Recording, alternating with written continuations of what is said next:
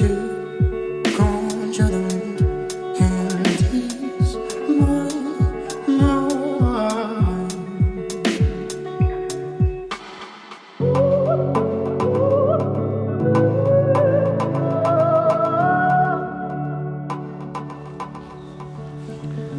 So I've been driving around all day today looking at these vistas and these big landscape shots and just really not feeling inspired by anything. And it wasn't until I got to this swing that I realized I was looking for something big when today's subject is about something very small. Important, but very small. Today is about working as a production assistant. So here's the thing, chasing your dreams is all well and good, but it does not help you pay for the bills. It most of the time does the opposite. And something that I wish somebody would have told me really early on was that nobody's going to hire you as a director, not until you've proven yourself, which is a bit of a chicken and the egg situation because you can't prove yourself until somebody hires you, and nobody will hire you until you've proven yourself. Which is why I took it upon myself to step right in the middle of that and become a writer, director, producer. In essence, I would write things for me to produce and then hire myself to direct them. And the first step in doing that was to become a PA. As a PA, you are literally the lowest on the totem pole, which means you're getting coffees, you're driving cars, you're sweeping floors. It's not glamorous work. Most of the time you're working 12 hours and the pay can be anywhere from $125 to $200. But the great thing about it is that there's not another position in where you are paid to really just learn and watch. Okay, so here's how I got my very first PA job. I was in school and I was taking a cinematography class, and the teacher of the cinematography class was a working director of photography, like actually getting paid, working on commercials, that kind of thing. So I approached him one day after class and I asked if I could come along to one of his shoots, and he said, well, we usually don't shoot anything here locally, which was at the time Utah. And most of them were in LA or elsewhere. And so I told him, well, let me know when the next one in LA is and I'll come out. And he was like, yeah, okay. So I approached him again 2 weeks later and he said, well, actually, we are shooting one in LA next week. If you want to come, I can probably get you on set. So I went. I flew myself out to LA.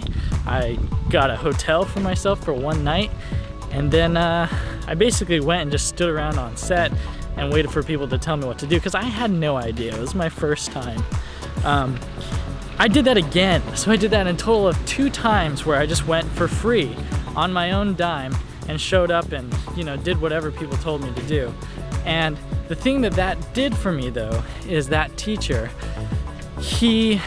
the next time he had a paid job, I was the first one that he recommended to be a PA. And that production coordinator ended up calling me for jobs for a couple of years.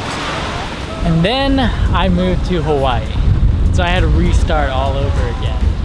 So the thing that I did was I called up the Hawaii Film Commission and got a list of, I don't know, maybe 30 or so production coordinators or producers, production companies, and I just started calling and emailing, and I think in total I sent off like 50 or so emails just trying to get a hold of somebody that was working. Is that a turtle? Hold on, I gotta check if that's a turtle really quick.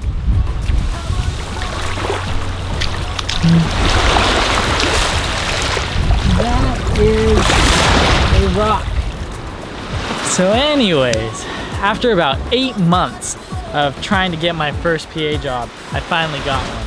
And that led to working on a movie from Hong Kong called The Nail Clipper Romance with a local production company called Production Partners. And that was a game changer for me. So this is Production Partners. They were the first people to give me a job.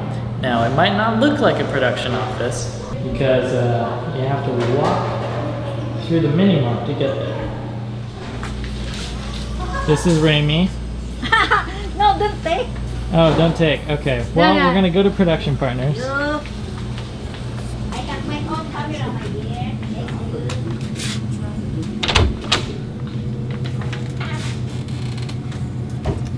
So now we're gonna ask Leroy what it was like to work with me. Well, to be very honest, you were quite reliable. So that's what I look for. See, Connie, when I asked Connie, so this is Connie. Connie was my first boss, and some of you might recognize her doing this for your Monday because thing? she's actually our. What are you doing? This is not the Monday thing. You cannot be doing this. Tell me about what it was like to work with me. Awful. It may not seem like it, but she actually really likes me. She said that I was awful. I think she was actually pulling your leg. Okay, Yeah. that's good to know. Because I've seen you save the day. Oh, see, I didn't think it was gonna go like this. I'm actually touched. I was thinking this was gonna be funny. No, it has a serious element to it Yeah. because you do have potential and you need to follow your dreams. So first of all, I need to say that I did not expect Leroy to be that sincere and nice when I interrogated him. Kind of makes me feel a little bit guilty for putting him on the spot. Connie's reaction, however, was right on par with what I thought she'd say. Tell me about what it was like to work with me. Awful. So in no way is becoming a PA a direct route to becoming a director. But hopefully what it will do is, one, keep a roof over your head, and two, help you make connections that will eventually pay off. So Leroy is significant because I sent him my script for Secondhand Hearts, and whether he read the whole thing or not, he read enough to where he felt comfortable to send it to his neighbor, who, I don't know whether I should say his name or not, so I'm just not gonna say it, who is a prolific screenwriter, and that man read my entire script and even sat down with me for about 30 minutes to discuss, the ways that I can improve it, what he thought was good, what he thought was bad, and eventually he ended the conversation by saying, this is a film that if you want to become a director, you should direct yourself, because one, it's small enough that you can really sink your teeth into, and it's pretty doable. And he said that the concept was good enough that he felt like I could really make something of it. And that's eventually what I decided to do. So meeting Connie was very significant, not only because she hired me for jobs, but because she became my producer and partner in this movie. I'm hoping to make a lot of movies with Connie as my producer, and that all started because I was her assistant.